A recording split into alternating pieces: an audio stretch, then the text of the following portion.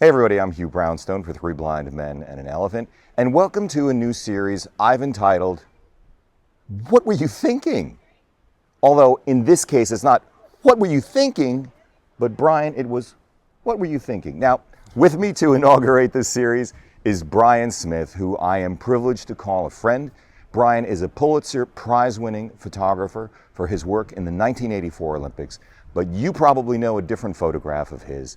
1988, Greg Louganis smacking his head on the diving board.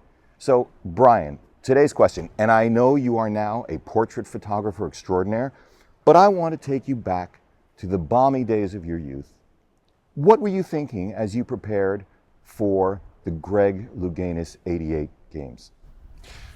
Well, it always helps if it's your second Olympics around, and it also helps to be familiar with who you're photographing. I shot Greg in '84, as well as a number of times I went out to do portraits of him when he was diving for Mission Viejo. So there was a lot that you came to expect. The one thing you never expect is for Greg to blow a dive, because it just never happened. But you say something that's really critical, especially in sports. I've experienced it myself on a very amateur basis, and that is the best sports photographers know ahead of time where their guys are going to be or where they want to take the shot.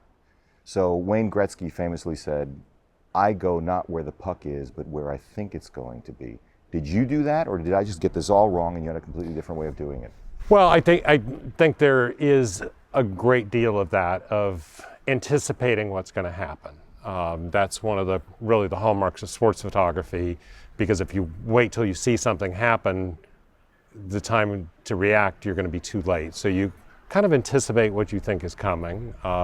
You pick the angle at the best you can, usually restricted among the photographers, because you don't have the run of the place. They may have like one general area. They didn't say this is Brian Smith. Yeah. Oh, please believe me. No. It's sort of like, you guys are up there. So now you can jockey a little bit if you get there a little bit early and you want to be toward the front or the back.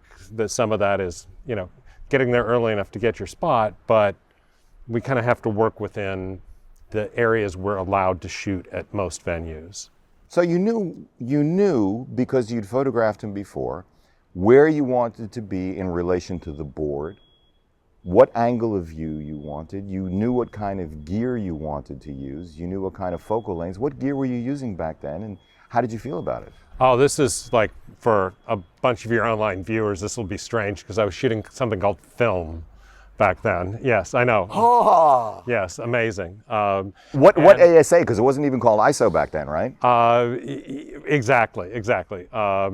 It was the highest speed color negative film around was ISO 1600. 1600. Wait, I'm sorry, but you and I have to put this into perspective. I mean, this is a Pulitzer Prize-winning sports photographer with one of the shots of the century, shooting film at 1600 ISO. Yeah. And gear was a lot different then. I mean, at those days, you were lucky to get 3.5 frames per second out of a motor drive. Yeah. Yeah. That's if you had just changed the batteries. Like if you were on your 10th roll, you were down around 3 frames a second. So at absolute max, 3.5 frames a second compared to now, there's cameras out there at 20 frames a second that are a lot different. So lens is not that different. Shooting with a 300-2.8, pretty common sports lens today.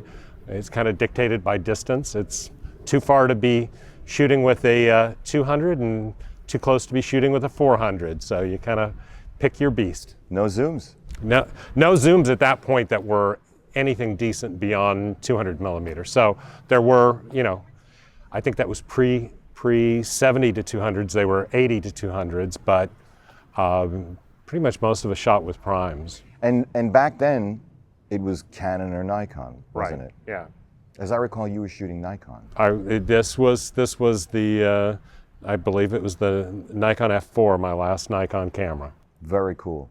So you've got what at the time was pinnacle kind of gear. You had the benefit not only of general experience, but photographing this guy in particular years earlier. Did you, were you there at any of his practices? Yeah, actually a few times. It's typically, if I would go to there to do a portrait, he's not going to come to the pool to do his portrait. It's a little bit we're going to tense give at the you, moment. yeah, well, we're going to give you, it was more that, you know, you get him when he's done with practice. So he's doing his thing. He's finished up and wrapped what he needs to do before he goes home. It's like, okay, let's do our portrait. So a lot of times I'd get there early, and that's kind of cool because I could watch him train. So you had the experience not only of knowing, again, let's just repeat, the genre, the specific athlete, you'd seen him dive before, you had great anticipation, you knew about where he was going to be in relation to the board and the pool, and then what happened? Something I never had seen before, which was that one of the things that happens when you're shooting with a DSLR as opposed to mirrorless camera, the mirror's up whenever you capture an image. So basically for decades pre-Sony A9, nobody has ever seen the great sports photographs that they took. So I just, with every diver, and Greg as well, you sort of track them from their stance either as they run up to the board or if it's a reverse dive, as they're standing on their toes facing inward, you kind of track them up and down. And you're always shooting vertical because there's never been, in the history of the sport, a horizontal diving picture until this moment.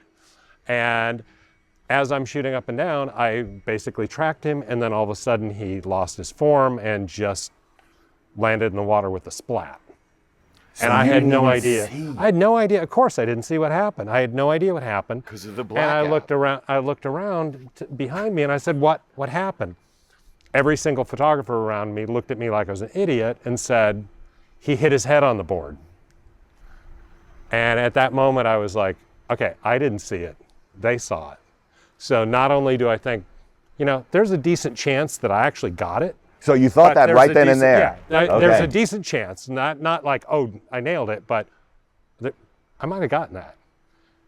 And I also think because they saw it so clearly, maybe not everybody else did either. So I would say today, if we were all shooting with 20 frame a second cameras, every single photographer would have had the image. Wow, okay, so you got to come back on the show because we need to talk about that. How everyone is a photographer these days. Well, and I'm not saying it in that sense. I'm saying like with the technology today, you're not dealing with luck of the motor drive. And that's really what it was. Yeah. It wasn't any great skill that I happened to press the shutter just those increments before frame number 4 comes up and he hits his head. It just was like luck of the draw from when you started shooting to when it captured it. I'm going to press back on you. I think you're not giving yourself credit because you knew when to start a 3.5 frame per second sequence. That's very kind of him, and this is one of the reasons I love Hugh, along with the very charming voice that he always has that soothes everyone. But I'm afraid this is one time you're giving me far too much credit, and I love you for it. But you know, it is there is nothing wrong with luck as a photographer. It's like you kind of prepare to be in the right situation. There's an old saying, prepare to be lucky. Yes. And so you prepare to be lucky, but you also have to admit it wasn't like, oh, I know exactly when to press the shutter and on frame 4 I was going to capture something magical, because it's like, no. Yeah.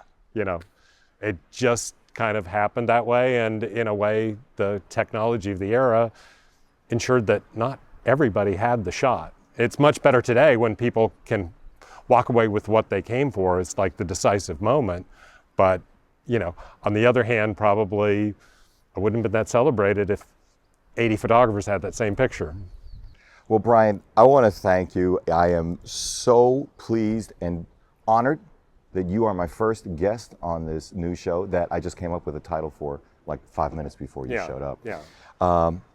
But Well, I think it was sort of when you invited me here, your first thought was, what was I thinking? Yeah, you know me. Why are you willing to come here? Anyway, it is always a privilege. Guys, you may not know this, but whenever I talk about Brian, I say he's just one of the nicest people I've ever met. And it's an interesting thing. There are competent people, there are nice people, not necessarily both in the same person. And it's very rare in my experience to have someone massively competent and nice. So you're a real treat for me. Thanks for being As on are the you, show. my friend. Anytime. For Three Blind Men and an Elephant, I'm Hugh Brownstone. Brian Smith. See you next time. If you like what you've seen here today, please give a thumbs up, subscribe, join the conversation in the comments section below. You guys are just so sharp and so generous. Just wow. Share, create a playlist. Consider supporting our work by using our no-cost-to-you affiliate links down below, or making a contribution directly via the PayPal link down below.